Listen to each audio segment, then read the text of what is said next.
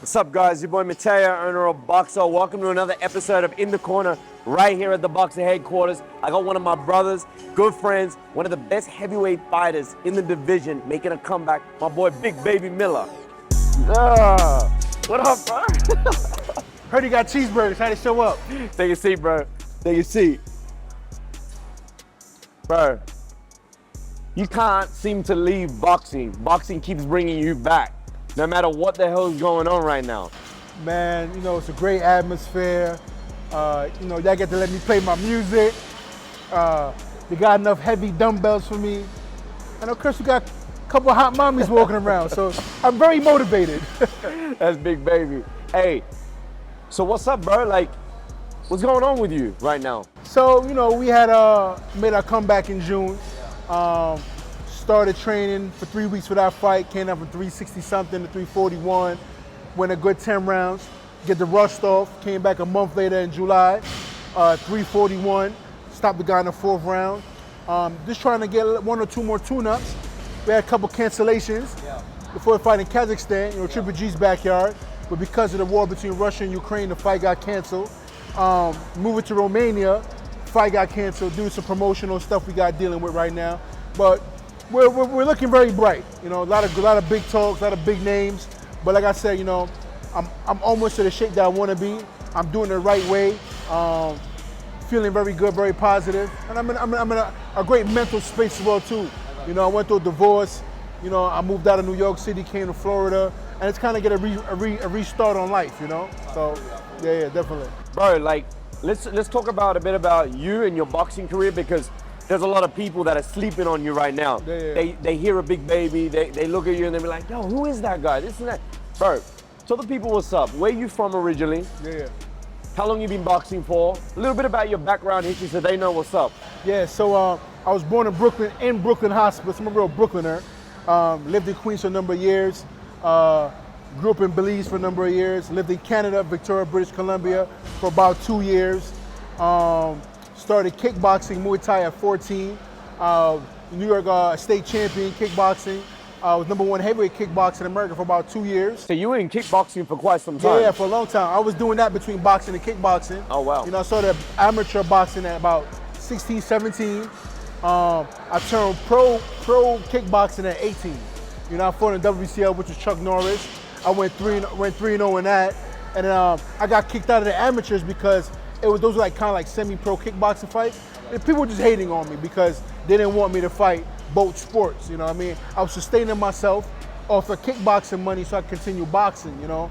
At the time, I turned pro boxing at 19, constantly going back and forth with managers and promotional contracts and dealing with a lot of scumbags. Like a roller coaster ride, Always. bro. My whole career has always been roller coasters dealing with scumbags. And the thing about me is I'm not an ass kisser. I tell you how it is. And when people start to see that is, they can't manipulate me as a human being or a man. They try to find ways to blackball me. And there's a lot of crazy stuff in my career, but you know, all I can say is I'm a fighter in and outside the ring, and that's what I do, baby. I bring it anywhere I go. Going from a kickboxing career, right? Yeah. And then you transitioning over to boxing, Yeah. and it's like a back and forth thing. It's not easy for a lot of fighters to do that. Correct. Coming from the MMA world, kickboxing to boxing, right? Correct. It's two different things. Yeah. And to naturally be able to, like, you know, we all know a lot of MMA fighters and kickboxers can't transition to boxing and have that natural flow because it's a whole different sport. Yeah. How are you able to be to adapt to that, you know? I feel like because I've been doing it for so long in between, you know, I fought in K1, I fought in Glory, I fought in the highest organizations in kickboxing. How many kickboxing fights did you have? So I have 22 fights and 10 knockouts. I got 2 losses to Mirko Krokow where like I whooped his ass. You know what I mean? I know a lot of fighters always say that they take a loss. It was really on some political stuff. Like I fought him in his backyard. I landed 107 strikes. He landed 70. You know, Damn. second time I fought him in LA, I hit him with a knee in the chest. He go down. Big John McCarthy's a low blow. So they didn't want me to win the fight. You know, Krokow was a bigger name at the time, and they wanted him to proceed further in a career in that league. But like I said, kickboxing was great. Boxing pays way more money, so I put my focus back into boxing. You know. Apart from the great side of the money situation in boxing, because Yeah. boxing will always make that money no matter what, right? but there's a passion for it. Correct. Why? I mean, from the time I was 6 years old, I always knew I was gonna box. You know, I used to watch Mike Tyson knock dudes out in the first round. Yo, wait. I gotta hold you right now. This man saw Mike Tyson today. Yeah. And we spoke about this like 2 days ago. 2 days ago. I'm gonna tell you, man, energy and positive people are the number one thing you gotta have in your life, besides work ethic. Because you talk about something and the universe can give it to you. You work on it long enough, it's gonna come. Like I said before, I've been doing this sport, I've been fighting for like 20 years now, bro. So it's like, I'm gonna be heavyweight champion of the world. I know every top 15 heavyweight in the division. It's coming. And none of y'all, you gonna bleak it out? None of y'all are fucking with me. Point blank, I know this. Yeah. You know what I'm trying to say? So the main thing is this, getting in tip-top shape, you know, staying low-key and just keep working. That's what I'm doing right now. I got you. Now, you just came back from Romania. Yeah. You just told me earlier on, you're like, yo, bro, that's my training grounds. That's where I want to do my camps and disconnect. Why Romania? So, I mean, other than being in Miami and Florida and definitely coming to boxing, which would be my home base, when you're fighting for millions of dollars on the line, you want to kind of isolate yourself from everything you love, everything you like. And of course, I like being around beautiful people, and there's a lot of beautiful people here in Miami. So unfortunately, when I'm training for them kind of fights, I think Romania is the best bet for me. I did my first camp out there a couple of weeks ago, and the people are just lovely. You got a few great friends out there, like Andrew Tate. Correct, Andrew Tate brothers, they're cool, they're out there. Yeah. Soren Florin, you know, a great businessman and an advisor to me as well. So to get away from everything, fresh air, good people, fresh food, I mean, I can't complain, man. That's what I want to focus on, and I gotta sacrifice things that I love to get that title, and that's where it's at right now. Now, as far as, you know, the whole boxing side of things, I want to hit inside your personal life just a little bit. Yeah. You have a beautiful kid up in New York, right? Yeah. Man, I'll give you guys a quick story real quick. So literally the last 5 weeks, every week I've been getting negative news. And I'm just gonna put this on my YouTube channel as well as my Instagram.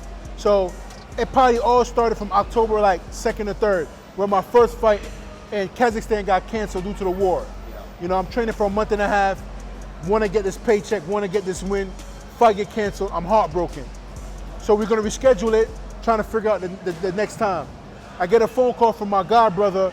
My godmother has cancer. She's gonna start chemo. I'm like, damn. The following weekend, my cousin, who's having a second child, his daughter dies in the mother's womb at 8 months. So I was supposed to be back in time to be there for the birth. Now I gotta bury my goddaughter, and I'm not even there now. That's the 3rd week in a row.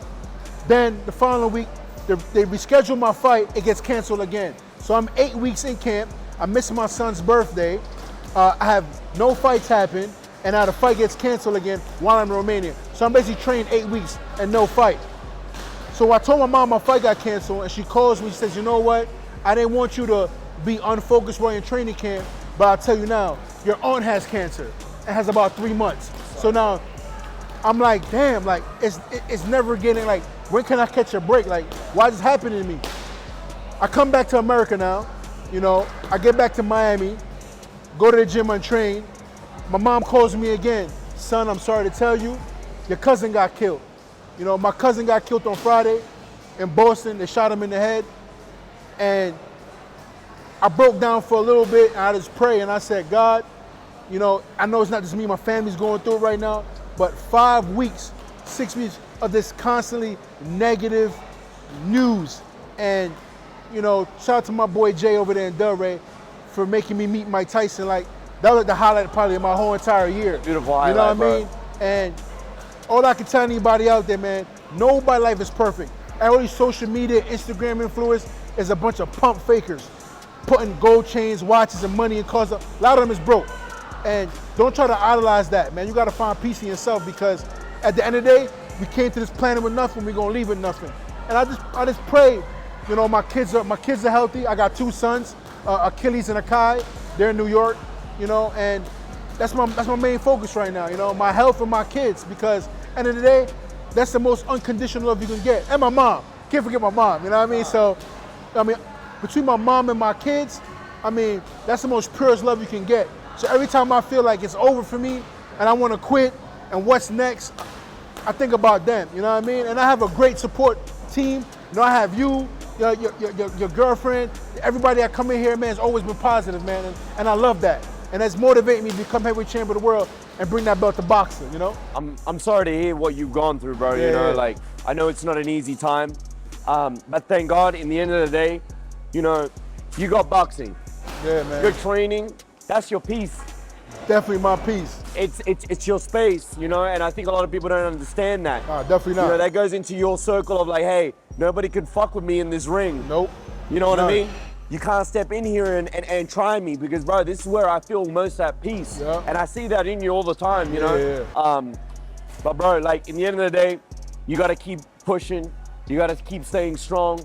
You have amazing talent, bro. Yeah, man. And most Appreciate importantly, you do have God on your side to be able to get you to where you need to get to. Yeah. You are going to be world champ, bro. Like, I already know. That's why I always, as a person, because I've been, you know, creating this relationship with you and the growth and seeing what your full potential is, bro, like, you have what it takes. Yes, sir. It's Yes, all sir. there, you Thank know? you, bro. It's Thank just you, a man. matter of that door needs to be knocked down Yeah, yeah, man. and the right backing needs to come behind. Yeah, 100%. 100%. You know, man, 100%. it's 100%. especially in this day and age of where we're living in the boxing era, Yeah. this is your time, bro. It's your time. You know, like I said, you know, when the AJ fight got canceled, it hurt me to the core because I worked so many years and so hard. Yeah. And I said, you know what? My dad, you know, he said something to me. Sometimes you think something is a blessing, Yeah. but it might be a curse. And God sees the surrounding around you that if you're blessed, those people are gonna get blessed too. And God knows they don't deserve it. You know, when the fight got canceled, you know, a trainer that I had with me since I was 16 years old, the godfather to my son, he did some real square shit, you know what I mean? And it hurt me to the core. You know, me and my wife ended up getting divorced, she leaving. You know, a couple of my friends thought I had my back left.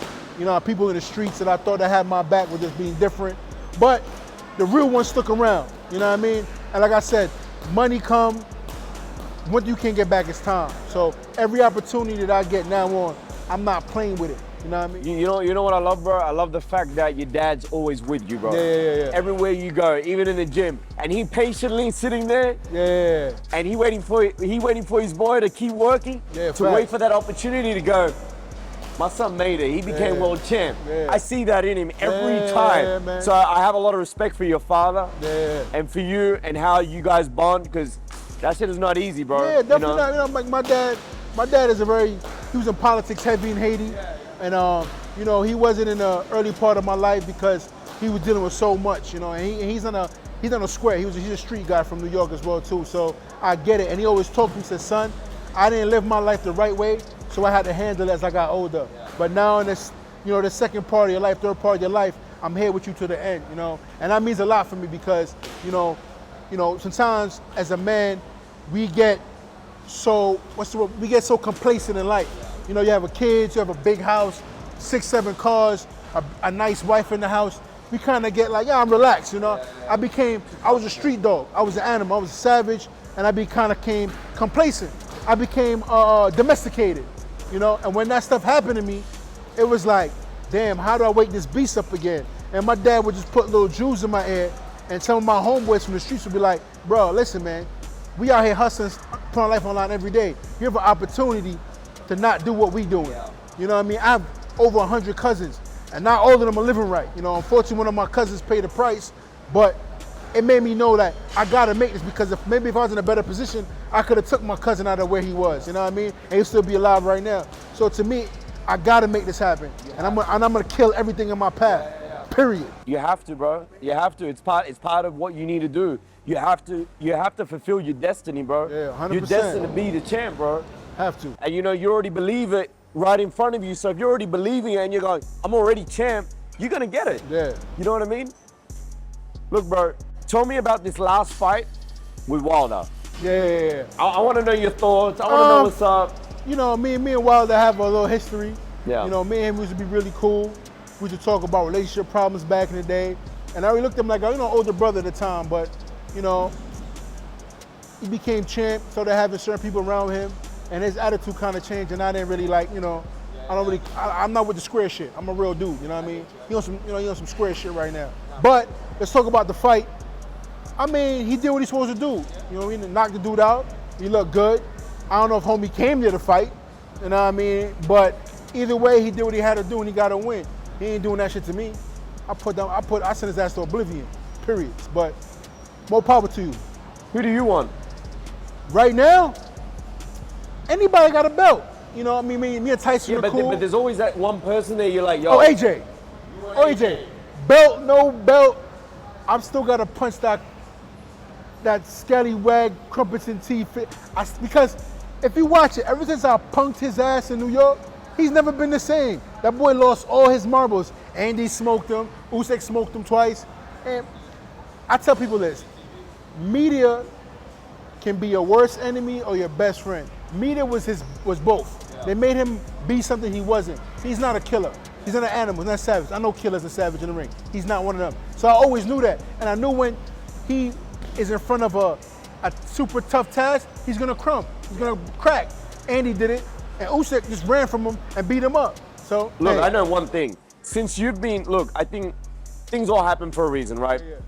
You've been out of the sport for some time now. Correct. I think a lot of people are sleeping on you, bro. Correct. They don't know what's going to be awakened very soon. Yeah. I think your opportunity's coming, and it's going to come quick. Hell yeah. And you're going to be ready. And that's why we're sitting here today on this podcast, because I want the people to know what's really up with Big Baby Miller. I want them to follow your journey. I want them to see what a heavyweight champion is really all about. Correct. Because people are sleeping on Big Baby Miller. And we need to find out when this man is going to be fighting one of the champs of the world that's current and the next world champ, you know? So what are the next progressions and stages of your boxing career right now? Where are we going, bro? What's up?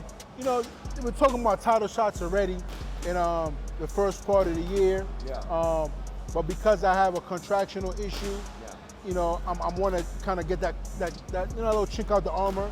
But they're already talking about Daniel Dubois, Joy Joyce, Usyk after the Tyson Fury before. It all depends on who wants to fight who.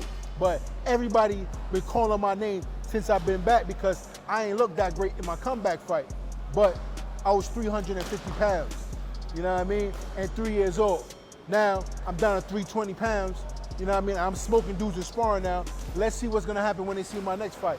So like I said before, a lot of people in this game talk. I don't just talk, I back it up. I run to your mama house and beat you behind. So all that talking stuff I do on camera, but anybody that know me, I will run down on you in public, private, while you taking a shit. I'm coming for you, bro. So you a sleeper, bro. But you know what? Most importantly, as a friend and as somebody that's, you know, we've known each other for a couple of years now. Yeah. I'm proud of where your head's at, bro. You've been able to hold yourself strong, going through all the shit. You still coming in here, you training, you getting ready for fights, even though there's a lot of bullshit behind it. Correct. And I know that the politics side of things, it's fucking hard, bro. Like a lot of these guys just give up and then be like, fuck this shit, fuck boxing, you know? And then they gotta figure it out and do a dead-end job or whatever the case is. This is it. You know? This is the streets, man. But think of this. But bro, I believe in you. You have my full support from BOXR, from me, from my people to be able to try and help you get to where you need to get to. Thank you, Brody. Yo, in these comments below, I want you guys to put down who you want to see Big Baby Miller fight next in the heavyweight division. Check his last fights out, all right? Check the previous 3, 4, 5 years ago. Check him out and follow his journey, you know what I mean? The next time we're gonna sit down on here is when he is getting ready for the next title shot, all right? So stay tuned, stay ready for next time. I appreciate you, my bro. You know, baby, we're here, baby.